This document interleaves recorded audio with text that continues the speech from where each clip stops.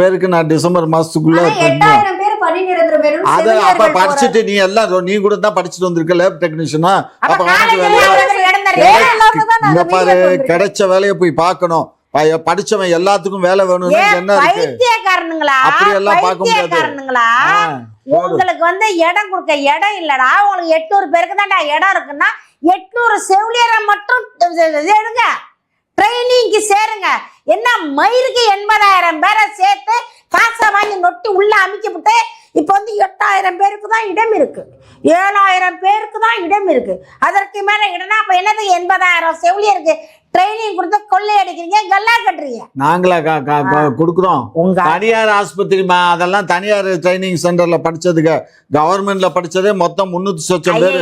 எந்த சென்டரா இருந்தாலும் தனியார்ல படிச்சவங்க தனியாருக்கு போறாங்கம்மா. இன்னைக்கு அப்போலோல இருக்கிறாங்க, வேற வேற ஹாஸ்பிட்டல்ல போறவங்களா தனியார்ல படிச்சவங்க. உங்கள்கிட்ட போராடுறவங்க பூரா அரசாங்க செவிலியர்கள்.